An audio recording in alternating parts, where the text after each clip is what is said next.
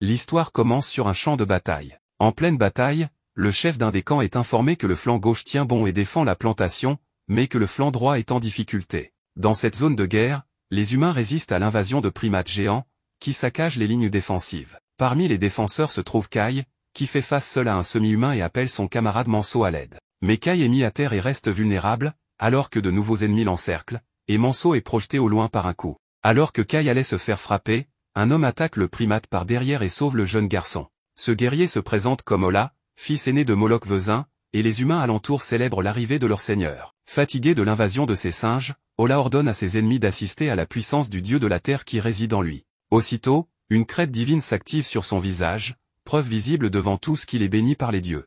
Les singes attaquent de nouveau, mais Ola tranche facilement le bras du premier et la tête du second. Dans leur propre langue, l'un des primates ordonne aux autres de se replier, et s'avance seul pour affronter le guerrier béni. Ce singe est différent, lui aussi possède une crête divine qui brille sur son visage, ce qui théoriquement rend le combat équilibré. Confiant, le semi-humain charge avec toute sa rage, mais la vitesse d'Ola est inégalée. Usant de son agilité, Ola esquive un coup violent et inflige une entaille profonde à son adversaire, mettant fin au combat bien plus vite que prévu. Ainsi, les habitants du village de Lag lèvent leur drapeau et célèbrent la victoire, tandis que les singes survivants fuient après la mort de leur chef. Devant le chaos laissé sur le champ de bataille, Manso dit à Kai qu'ils ont survécu un jour de plus. Pendant ce temps, Ola extrait la pierre divine du chef ennemi pour s'en nourrir, puis ordonne à ses alliés de faire de même avec les autres primates morts. En consommant cette substance, le seigneur est entouré d'une aura rougeâtre. Manso casse une pierre divine et la partage avec ses camarades. Avant d'en manger, il remercie Mère Nature et l'esprit du dieu de la terre, transmis par leurs ancêtres. En ingérant la pierre, les soldats sentent leur énergie spirituelle augmenter. Car manger la moelle d'une pierre divine renforce l'énergie spirituelle et rend plus fort. Kai veut en prendre davantage, mais Manso l'avertit que ce n'est pas possible, ils ne sont que de simples soldats. Un guerrier annonce alors au seigneur que les autres pierres seront livrées au château. Un vieux combattant, Maître Basco, dit à Manso et Kai que la plupart de ces pierres doivent être réservées aux porteurs de bénédiction, comme le seigneur Ola, car la stabilité est assurée en rendant les forts encore plus puissants, ainsi fonctionne ce monde. Kai, réalisant cela, se lamente que des soldats comme lui doivent devenir plus forts sans l'aide de ses ressources. Plus tard, lors d'un festin au village, le chef annonce que les terres humaines dans des régions reculées sont attaquées depuis longtemps par les semi-humains. Mais Lag a été protégé grâce aux efforts de ses braves guerriers, et il est fier de tous. Fatigué des discours, Manso veut juste manger, et heureusement, Moloch conclut vite avec une prière de remerciement à Mère Nature. Ravi, Manso se jette sur la nourriture, mais a du mal à mordre dans une partie particulièrement coriace du repas. À côté, un autre soldat rêve de manger autant que ses camarades, mais un compagnon lui dit qu'il doit simplement travailler plus dur. Kai remarque à quel point Manso est chanceux d'avoir plus à manger que lui, et son ami lui répond qu'il n'est pas chef d'escouade pour rien. Sur ces mots, Kai jure de s'entraîner jusqu'à l'épuisement pour devenir plus fort, et ainsi mériter une nourriture digne de ce nom. Et il tient sa promesse, le jeune guerrier s'entraîne au maniement de la lance en pleine nuit. Mais il finit par tomber sur le dos après avoir manqué une marche. Clairement, la maigre nourriture qu'il reçoit n'est pas suffisante. Furieux, le garçon hurle qu'il veut une boulette de riz. C'est à ce moment précis que Manso arrive et lui demande ce qu'est ce truc, une boulette de riz. L'ami explique que ça lui est juste venu à l'esprit et, même s'il ne sait pas ce que c'est, il est certain que ça doit être bon. Manso répond que le gamin déraille parfois complètement, ce que Kai reconnaît lui-même sans trop savoir pourquoi. Finalement, Kai demande à son pote de regarder les tombes du village, celles des gens ayant une famille, puis celles de gens comme lui, sans parents ni frères ni sœurs. Ce ne sont que des brindilles et des pierres recouvertes de lierre, car personne n'est là pour pleurer leur mort. C'est pourquoi le garçon pense qu'il est condamné à être oublié. Honnêtement, il a l'impression de n'avoir jamais vécu dans ce village dès le départ. Cela crée en lui un besoin de refuser cette réalité, et c'est pour cela qu'il veut devenir aussi fort que possible, pour survivre. Pour que cela se réalise, il doit manger la maigre nourriture disponible et s'entraîner plus dur que quiconque.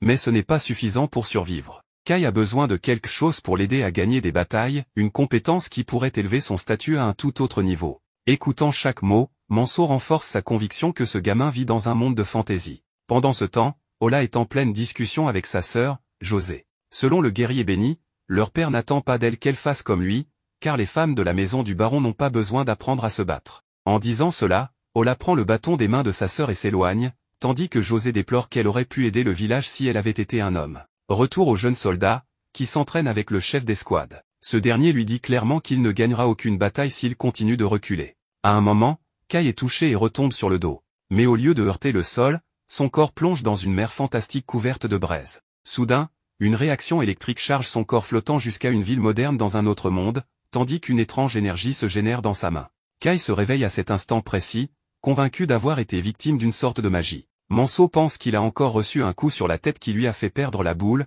et s'excuse. Mais Kai se relève avec une étrange confiance et un sourire au visage. Seul avec ses pensées, il réfléchit, une fois de plus, il a été confronté à des souvenirs de choses qu'il n'a jamais vécues. Parfois, il voit des souvenirs inconnus, des scènes dont il n'a jamais entendu parler. Et à ce qu'il paraît, certaines personnes sont comme ça. Mais il ne peut pas dire à qui que ce soit qu'il vit ça lui aussi, même pas à Manso. En réalité, ce sont ses souvenirs qui ont fait découvrir les boulettes de riz à Kai. Pourtant, ses visions n'ont rien changé à sa vie. Même si c'est de la magie ou quelque chose dans le genre. En vérité, Kai n'a jamais vu de magie de sa vie, car cela n'existe que dans les contes de fées. Mais pour une raison ou une autre, ces choses continuent d'apparaître dans ses étranges visions. Et si, par hasard, il pouvait utiliser des sorts en combat, ce ne serait pas une mauvaise chose. Plus tard dans la nuit, Moloch Vezin reçoit un message par l'un des aigles dressés du village.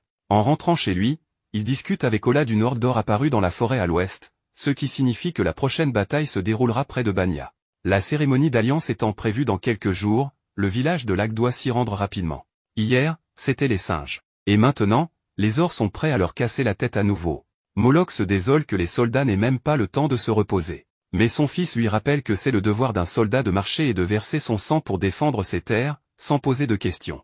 Malgré tout, le chef réplique que tous les villageois sont les enfants de Moloch. Ne parvenant pas à dormir, Kai évoque l'absurdité de produire des flammes avec sa main. Dans le lit voisin, Manso lui demande ce qu'il est encore en train d'inventer, et Kai explique qu'il pensait à quelque chose comme un rêve éveillé. Manso répond que ce n'est peut-être pas un rêve. Un jour, un moine voyageur aurait fait la même chose, sans signe de feu, dans un endroit complètement plongé dans l'obscurité. Il leva le doigt et invoqua des flammes comme s'il s'agissait de lumière. Kai est impressionné par cela et demande si c'est vraiment vrai. Son ami lui répond que ce n'est qu'une histoire qu'il a entendue un jour. Le lendemain, le jeune rêveur quitte le dortoir tôt le matin et repense à ce qu'il a entendu avant de s'endormir. Peut-être, pour une raison inconnue, pourrait-il lui aussi faire jaillir du feu de ses doigts, à condition que cette histoire de magie soit réelle. D'après ce qu'il sait, cette chose fonctionne grâce à une puissance mystérieuse présente dans le monde. Et justement, le monde dans lequel vit Kai est aussi composé de cette énergie mystérieuse. Chaque personne possède une énergie spirituelle qui augmente lorsqu'on consomme des pierres divines. Si l'on parvient à en accumuler une bonne quantité, il se pourrait que le garçon découvre quelque chose d'exceptionnel. Pour tester sa théorie, Kai se rend d'abord à la plantation derrière le dortoir et essaie d'invoquer du feu avec son doigt à l'aide d'un mot de commande. Mais rien ne se passe. Ensuite, il saisit son poignet de l'autre main et concentre tout son esprit sur son doigt, mais il semble que le simple désir ne suffise pas. La question est donc, comment peut-il rassembler cette énergie spirituelle? Sachant que cette énergie se trouve probablement dans sa poitrine, Kai concentre son esprit pour ressentir cette zone de son corps, et y perçoit une sorte de chaleur, à l'endroit où serait supposé se trouver sa pierre divine. Porté par cette chaleur, il pointe à nouveau son doigt vers l'avant pour tenter de projeter du feu. Mais avec toute cette concentration, il est plus facile de tomber sur les fesses. Pendant ce temps, une légion d'orques marche vers l'ouest, laissant derrière elle une traînée de cadavres humains, jusqu'à atteindre les environs de Lag. Sans tarder, Maître Basco apprend par un message du baron de Banya que l'espèce ennemie observe leurs mouvements depuis la forêt. Dans une opération conjointe, des soldats des deux villages s'unissent pour enquêter dans les bois. Et lorsqu'ils aperçoivent les ors rôdants, un groupe d'éclaireurs humains les prend en chasse. Kai et Manso font partie du bataillon. Manso transperce la poitrine de la première cible et la met au sol. Kai tente de garder son équilibre au milieu du combat, mais il est heurté par un camarade de Bana qui est projeté sur lui. L'orque responsable s'approche lentement de sa prochaine victime, piégé sous le soldat mort, incapable de se dégager. Mais au moment où il allait être tué, Kai est sauvé par une pluie de flèches qui s'abattent sur le monstre. Furieux, Manso ordonne à Kai d'arrêter de faire l'idiot, tandis que le jeune combattant ressent une vive douleur à la jambe. Pendant ce temps, Ola surgit à travers les arbres de la forêt et enfonce la tête d'un orque dans le sol, sans même avoir besoin de son arme. Les autres porcs géants, témoins de la scène, prennent la fuite. Ola les poursuit aussitôt. Un soldat pense à faire de même, mais un collègue le prévient que cela ne servirait à rien, ils sont invisibles aux yeux du Seigneur. Manso est forcé de porter son compagnon blessé, qui s'excuse de lui causer tant de soucis. Soudain, un soldat annonce que Ola a quitté la zone, ce qui déroute le chef d'escouade, car des ors sont encore en combat. Kai demande à son ami de le laisser là, mais bien sûr, Manso refuse et le ramène à la base. Maître Basco ordonne alors aux escouades restantes de se disperser et de courir, pour empêcher les ors de tous les poursuivre. Malheureusement pour les deux jeunes, un orque les suit lentement, pour s'amuser, sachant qu'ils finiront par mourir. Conscient de cela, Kai supplie Manso de partir sans lui, affirmant qu'il aurait fait pareil si la situation avait été inversée. Attristé par cette dure réalité, l'allié lui promet d'arracher les lianes qui pousseront sur sa tombe, puis s'enfuit. Finalement, Manso ayant pris la fuite, Kai retourne dans l'œil de la tempête, là où ses camarades fuient et meurent sous les coups de semi-humains ennemis. Mais le jeune homme refuse de mourir. Il se le répète autant que nécessaire, tandis que des souvenirs de sa vie défilent devant ses yeux. Soudain, il s'arrête. Il sent la présence de son poursuivant et lui crie d'arrêter de se cacher et de venir l'affronter. En dernier recours, l'humain tente de faire jaillir de la magie de son doigt, sans succès. Soudain, une machette vole en direction du garçon, lui entaille l'épaule, et de faibles étincelles jaillissent de son index. L'orque qui a lancé la machette fonce sur lui et l'attrape par le cou. Pourtant, Kai continue de refuser la mort. Il ne veut pas que son énergie spirituelle soit consumée en cet endroit. À ce moment-là, sa poitrine commence à brûler si intensément que des étincelles plus fortes jaillissent de son doigt. Kai pointe son doigt vers l'ennemi et ordonne à la magie du feu d'apparaître, et c'est exactement ce qui se produit. Une langue de flamme jaillit vers le visage du cochon géant avec une telle intensité qu'il relâche immédiatement le jeune homme. Finalement, l'orque tente de revenir au combat, mais succombe à ses blessures et s'écroule. Émerveillé par ce qu'il vient d'accomplir, Kai se sent fier de lui, bien qu'il ne puisse pas encore contrôler le feu qui consume sa main et brûle son corps. Pire encore, il s'effondre au sol sans comprendre pourquoi. Bientôt, un frisson l'envahit, comme si sa vie était aspirée à cause de l'utilisation excessive de son énergie spirituelle. Kai pense qu'il va peut-être mourir ici. Mais, puisqu'il a réussi à allumer le feu, il se dit qu'il peut peut-être aussi l'éteindre avec de l'eau, par exemple. Cela lui rappelle que l'énergie spirituelle circule comme de l'eau, et qu'il faut refermer la porte imaginaire pour stopper le flux. Et comme si cela ne suffisait pas, l'orque se relève et repart à la poursuite du garçon. Face à cette pression de vie ou de mort, Kai ferme les portes de son esprit et stoppe le flux de l'eau qui alimentait la flamme de son doigt. Cependant, toujours affaibli, le garçon est emporté par le cochon, incapable de réagir. Bien qu'il voie à peine à cause de ses blessures, l'orque l'emmène jusqu'à une falaise pour le tuer. Mais puisqu'il allait mourir de toute façon, Kai prend une dernière inspiration et tranche le ventre de son adversaire avec son couteau. Dans ce mouvement, les deux tombent de la falaise et plongent dans l'eau en contrebas.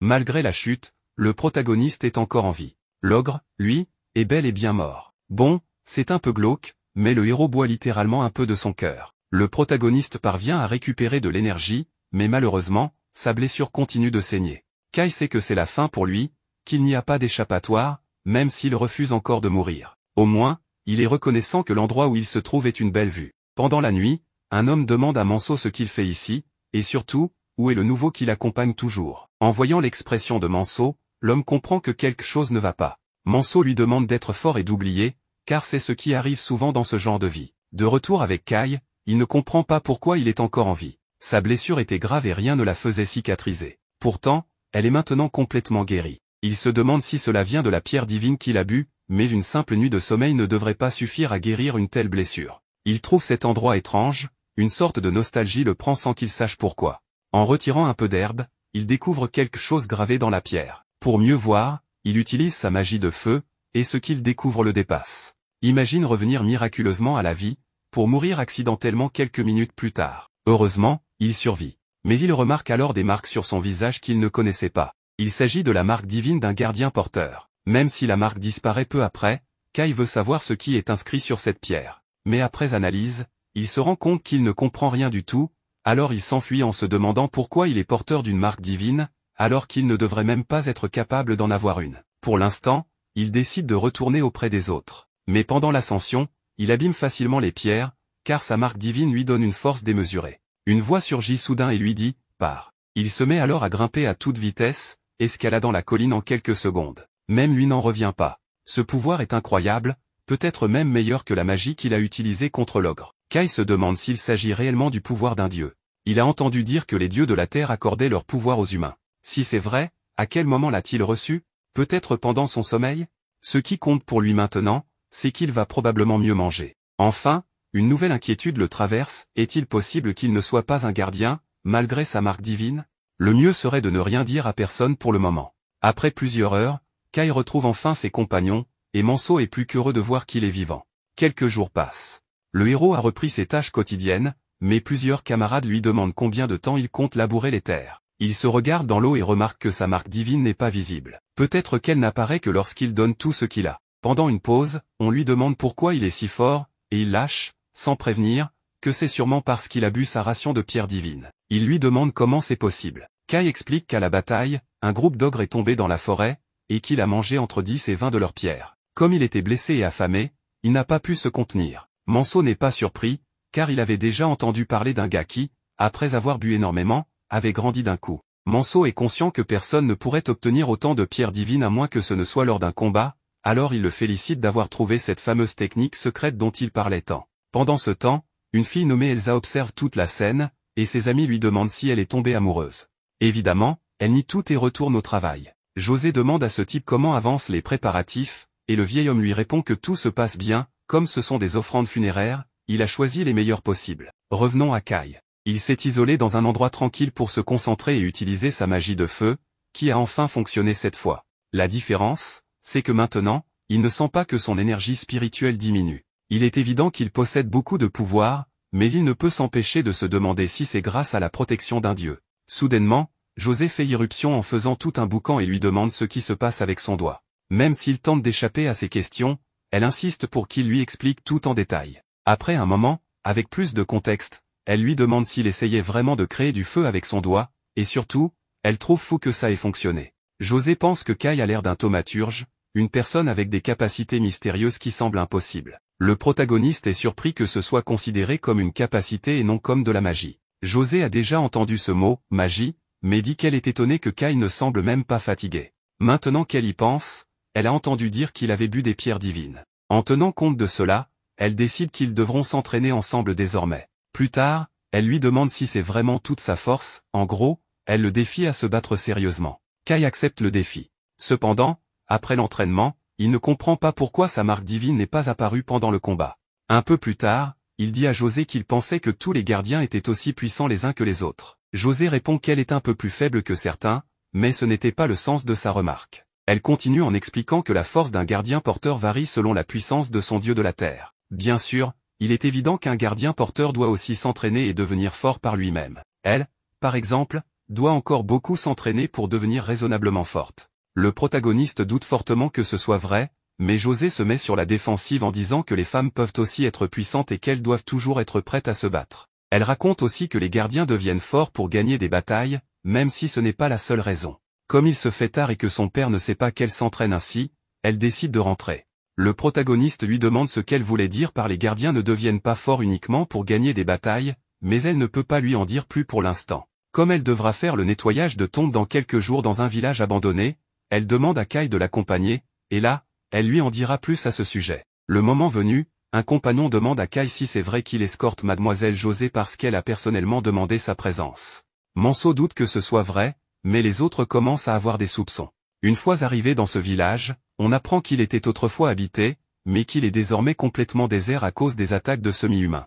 Il n'y a plus de terre fertile ni de vie. Ce type dit au protagoniste que la grâce du dieu de la terre a diminué et n'atteint plus cette région, ce qui est très grave, car c'est cette grâce qui permet aux cultures de pousser. José arrive pour informer son serviteur qu'il va explorer le village, et que le héros l'accompagnera. Après avoir marché un moment, ils arrivent à un endroit où José commence à prier pour que la grâce du dieu de la terre s'accumule. Seuls les gardiens liés à ce dieu peuvent faire cela. Le protagoniste n'en savait rien, alors elle lui explique que ce dieu s'est affaibli ici parce que ce village, nommé Eda, est inhabité. Il se trouve que José est aussi la gardienne de ce village, et donc elle aussi est affaiblie. La seule chose qu'elle peut encore faire pour le moment, c'est maintenir ce petit jardin en vie. La différence est énorme, car dans le village de Lag, les récoltes sont excellentes grâce à leur seigneur, qui est très puissant. Cet homme ne néglige jamais ses entraînements pour rester au meilleur de sa forme. José ajoute qu'il mange beaucoup de pierres divines, justement pour cela. Plus les gardiens de la terre sont puissants, plus ils reçoivent la faveur de leur dieu. C'est ainsi que le village prospère, que les gens mangent mieux, et que le dieu de la terre devient lui-même plus fort. Le protagoniste comprend alors ce qu'on voulait dire quand on lui expliquait que les gens ne devenaient pas plus forts uniquement pour gagner des combats. Pendant ce temps, des serviteurs inspectent l'intérieur du lieu et confirment que tout semble en ordre. Le groupe 1 devra monter la garde, pendant que les autres descendront avec José. Un peu plus tard, on voit une pierre, apparemment la tombe du dieu de ce lieu. Le protagoniste remarque que c'est la même écriture que celle qu'il avait vue sur la pierre de la vallée où il a failli mourir. Il se demande si ces deux pierres sont liées. Mais en la touchant, il commence à lire « Moi, Edaren, suis ton serviteur. Je sers le dieu Lagdalatuka ». Kai ne comprend pas pourquoi il peut lire ces mots juste en touchant la pierre. Et de l'autre côté, c'est la même chose, bien qu'il y ait des mots aléatoires. José lui demande ce qu'il se passe, mais en la regardant de plus près, il devient tout à coup nerveux. Pendant ce temps, à l'extérieur, des visiteurs inattendus approchent. La fille confie à Kai qu'elle espère un jour pouvoir reconstruire ce village. Elle a reçu la protection de Eda, le dieu de cette terre, et se sent donc responsable de cet endroit. Elle promet de devenir plus forte pour redonner vie au village et pouvoir y faire pousser toutes sortes de cultures, de fleurs, et plus encore. Son souhait est que de nombreuses personnes puissent vivre ici en paix. Les autres l'ont entendu et sont prêts à l'aider du mieux qu'ils peuvent. Kai comprend maintenant que les gardiens ont des responsabilités envers leur dieu, leur terre, leur village, leur peuple, mais lui, il ne sait toujours pas quelles sont ses responsabilités. Il ignore quelle est sa terre, ou qui est son dieu. Mais ce questionnement devra attendre, car on vient de les prévenir que les macaques attaquent. José veut se battre, mais on le lui interdit, elle est trop importante et sa priorité est de revenir saine et sauve. Cependant, sur le chemin du retour, elle tombe sur un énorme macaque qui a piétiné les rares fleurs du jardin. Là, José est vraiment furieuse. Et même lorsqu'un autre macaque apparaît, sa détermination ne faiblit pas. Elle active donc sa marque divine et se prépare à combattre. Mais comme elle n'a pas d'expérience en vrai combat, c'est le protagoniste qui intervient pour la sauver. Et non, il ne se contente pas d'en vaincre un seul, il en terrasse plusieurs très puissants.